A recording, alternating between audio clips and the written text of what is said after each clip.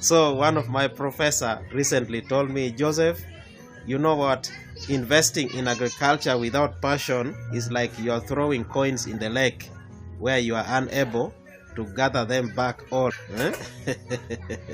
So farming needs passions. You need to have passions in agriculture.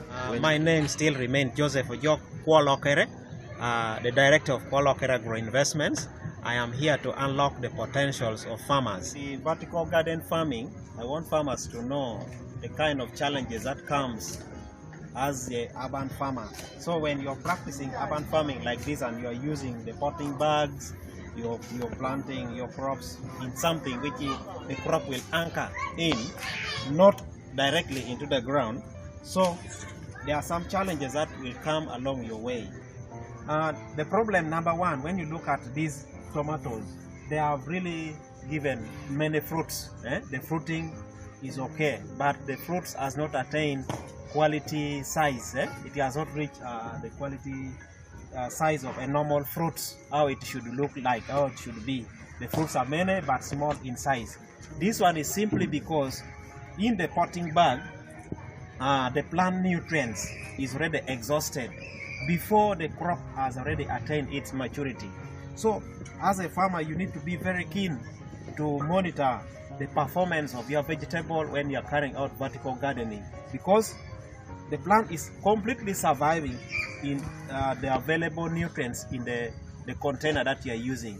Now when the food is little in the container and it is already exhausted, you start experiencing such kind of effects whereby the fruits are not attaining the normal size, they are not becoming big. And besides that, this farmer also relaxing a bit to control the diseases, which is another challenge. I see a number of infections in this vertical garden where there is a lot of blights. You can now see the leaves, the plant has lost leaves. Maybe the plant was trying to reduce the leaves so that avoid the effects of nutrient deficiency, which is already in the soil. And then number two, the spraying or disease control has not been so adequate. Blight has already attacked the plant. You see the leaves, all the leaves have been destroyed by blight, which is a big loss when you look at the effects of the diseases and the effects of nutrient deficiency as exhibited in the plant, both in the fruits and on the general vegetative parts of the plant, which is not something farmers should always adopt. So farmers should always be very keen to make sure that they monitor the performance of the plant, and by adding some of the supplements, the nutrient supplement like liquid manure or fertilizer if it is available, and then you maintain disease control to avoid the infection and loss of crops, which may lead into losses. So as farmers who are doing vertical gardening, you have to be very keen, very skeptical to make sure that you are the one to determine the performance of your crop. If the plant was hunkering down and the nutrients seems to be exhausted from around the plant, the rooting system, you'll find the plant's root is in a wider pattern such that they are able to tap nutrients from different parts of the soil. But this one, everything, the roots have been contained in a small container with a little soil or unfertile soil, and now these nutrients are depleted. Especially at a later stage now is when you see the effects of low nutrients in the potting bags. So let farmers be very skeptical to monitor this kind of situation so that you avoid losses which may occur to you as a farmer. Another challenge that you will experience when you are using vertical garden, get to know the material that you are using to pack your soil. The container that you are using to pack the soil should be having a provision to allow for aerations. You are not aware about some of the factors that leads into high yielding of the plant. Now, if the air starts from the factory, where the potting bags are made and there is poor perforation, there is a tendency of these potting bags to hold water, and you find there is always excess water in the potting bags. And you know, with the water, it occupies the space of air. So if there is too much rainfall or you are putting too much water, and then obviously there is waterlogging inside here because of poor perforation of the potting bags. That one also will affect your vegetable, because if the vegetable is not the one which adopt or accept too much water, that plant will not yield well. If there is need to add more perforations, you need to increase the what? The perforation on the potting bags to allow excess water drain out and leave only the adequate moisture in the plant. Then also at the same time to allow soil aeration, because the plant roots need better aeration for it to develop and absorb the nutrients, then the plant will perform well. Also in the due course, what you have to do, you have to make sure that the soil in the potting bags also settles and become caked or become compact together, which also affect the aeration and root development. So as a farmer, you need to come and loosen, keep on loosening the soil, or sometimes you can squeeze you squeeze like this to at least break the compaction of the soil which is in the whatever. You make sure the soil is a bit loose to allow proper root development and the growth or the yield performance of the plant. Those are some of the challenges that such kind of farmers face. As I told you, there is management factor, and then there is also environmental factor, which can also lead into failure or success of your farming. Management factor, you need to be very careful. From diseases coming to watering, good nutrients, aerations, because the entire life of the plant is on this container. As I explained to you, as a farmer who is doing vertical gardening or any other vegetable, you need to understand some of the effects, poor management factor, ecological factors that may lead you into losses. Fruit cracks may come as a result of two ecological effects. And one effect is the fruit may develop cracks when there is excess nutrients in the soil, and especially when you are using organic substance or you have overused the fertilizer. Now when the plant absorbs too much fertilizers, you tend to have your fruits cracks. Watermelon, tomatoes, and all the fruits may develop cracks in order to release excess nutrients from the fruits. But also, as you're doing transitional growing of your fruits or vegetables from dry season crossing to rainfall season, you find during rainfall season plant is absorbing too much nutrient, yet the plant was already adapted to little water, hot weather, and you find the fruit coating or the cover of the fruits have already developed hardy texture. The fruits as a shrink in order to minimize the loss of water. So at the onset of rainfall, you'll find the plant is now absorbing adequate moisture in such a way that the fruit starts to swell to form a normal size of the fruits, but later on it starts cracking because of excess water which has been absorbed. It is always a loss, because when you take such kind of fruits, nobody can buy, and such kind of fruits can rot. You find this cracked point, they will always open, and that one is a big loss to farmers. So I'm always urging farmers, when you are carrying out farming across different seasons, you have to make sure that watering is sufficient, such that when rainfall comes and the plant has started receiving adequate amount of water, it doesn't bring such kind of problems of water imbalance around the compound. When you look at these tomatoes, it was a few weeks ago, it was yielding very well, it was performing very well, but due to laxity of maybe a farmer, you'll find the disease broke out and there was no control. Thereafter, you find now the blight has already affected the whole plant before you have achieved the market. So as a farmer, you need to control diseases, and to some extent you'll find the effects of blight has also come to the fruits. You see the fruits are having some dark color, some spotted on the fruits. Like now the infection is too much, it has already extended to the fruits. So you find the fruits is also having the effects of blight. So this one is as a result of blight becoming so intense, and the infection is terrible. As you see, the general plant performance has really affected every potential yields. Tomato blight, you look at the leaves, so you find there is always already scorching on the leaves, dark brown spots on the leaves, and then the plant will always have ugly leaves. But there is also bacterial canker, which has also come in. Bacterial canker. With the bacterial canker, you find there are some patches on the fruits, the dry necrotic lesions, some dry necrotic lesions, which are called fruit canker or bacterial canker. So you can see the effects, how it is. Now this one has already affected the quality of the fruits, and this fruit can only be eaten when there is a scarcity of the tomatoes in that time. But when there is plenty of tomatoes, you find farmers, consumers will not buy this kind of fruits. So as a farmer, you need to be very skeptical also as well. So what I'm urging is farmers should take caution in order to control diseases.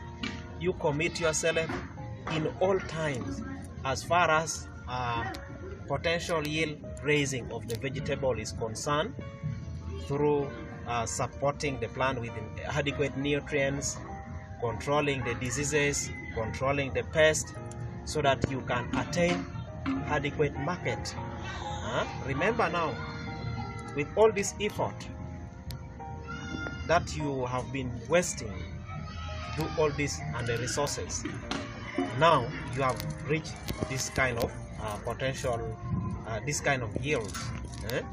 Do you think you will recover the resource that you have wasted? You have wasted money, you have wasted some chemicals, you have paid labor and many others, which all counts.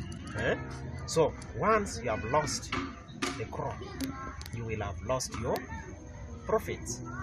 So it's better to prevent, control, and rescue the situation in case it has emerged in farming. So that is a simple advice I'm giving to farmers. Let us take farming as a serious business, because without that, you would not be calling yourself a farmer. A farmer should now look at making business in everything. This one is there is a sack mound here. You see now the fruits is coming for eggplant, and beside that there are some diseases which are shared by plants. This is blight. The blight can also attack the eggplant, though the eggplant is not yet exhibiting any sign. What can also attack other plants, like blight, can sometimes affect the eggplant. So in case now you can see one crop has been attacked, there is a possibility of you losing everything in the garden. So you have to be very careful, okay? Sometimes some days are cold. The plant is experiencing cold days. There is a rain splash, which takes the bacteria and fungal infections, the pathogens from the soil to the lower surface of the leaves, which makes pruning to become very adequate. So you have to keep pruning and spraying your crop during heavy rainfall period to minimize such kind of effects or losses. To address the need of urban farming, for those who are basically dealing with the vertical gardening, you need to know the type of soil that you are going to use to minimize the challenges that comes afterward. So I have here 3 types of soil that you need to at least make sure that you mix them together. So there is this black soil. This is just the topsoil. But if you can have access to rock soil, it is also well and good. You can get a black soil, which you anticipate to be very fertile. This one is topsoil. You can see it lacks organic matter. It is just soil and having some plant roots. And then also you have the charcoal ash. Is very important. This is charcoal ash. Farmers, the reason why you put charcoal ash is that this ash, it helps to contain water for a long time. You know, for those who cook with the charcoal, if your charcoal is wet, do you know how many days it takes for you to dry, such that you can be able to use it? It is not easy to dry. So when you have the charcoal ash mixed in the soil in your potting bags, it helps to hold water for a longer period of time so that the plant roots get them. So that is a benefit of putting their charcoal ash. Also, you know, when the charcoal is burned from the wood or from any plant residue, it also contains rich in nutrients, those nutrients which are not volatile. Then you have from your compost pit or farmyard manure, a partial decomposed farmyard manure, making sure that there is particles of visible organic matter. But remember, I told you the organic matter must now show you that it contains living organism, and the presence of living organism indicates that the manure is now cooling down and it cannot have any effects onto the plant when you use it. But in this case, we are going to mix all the three types of soil in 1 part of farmyard manure to 1 part of charcoal ash, then to 3 parts of black soil. So when you mix all the three, you will find you will have a proportionate or a reasonable good fertile soil that will yield your vegetable so highly. Meaning that if you are using wheelbarrow, you'll pick 1 wheelbarrow of partial decomposed farmyard manure, 1 wheelbarrow of charcoal ash, and you mix with 3 wheelbarrows of black soil, and you mix them together. Then later on use it in your potting bags or potting material. You get the samples of different soil types and mix them all together. Now this is my fertile soil. I am calling it fertile soil because a fertile soil is a soil that supports plant growth, providing or supporting plant growth with all soil properties. The properties of a fertile soil, they are all included here. We have organic matter, plant nutrients are available, some living organisms. They are all inside here. That's why I'm calling it a fertile soil. So make sure the soil that you are going to use is completely fertile. Now in this case, you will have minimized or reduced any other kind of losses that may come in as a result of a nutrient deficiency. So this is the kind of practice that I want you to adopt as urban farmers or any vertical garden practices that you would wish to do if you want to succeed. And also make sure that the soil can still be sterilized. You have to sterilize the soil if you are not sure with the source of the soil where you have picked. You can do sterilization. Make sure you pack the soil, but don't compact it. You find most farmers, when in the process of packing the soil, they press packing the soil so hard, compacting it. Don't do that. You just pack your soil and make sure that it is well packed, but not compact, to avoid other error that may come, because this soil have to be loose. Remember, it is not in the open field where you keep on weeding. In the process of weeding, you are loosening the soil. Sometimes people don't know. So if you over compact your soil, you will have expel the aeration process. It will affect the root development when you over compact the soil in the container that you're going to use. Let the compaction be done by water. Water will just settle the soil.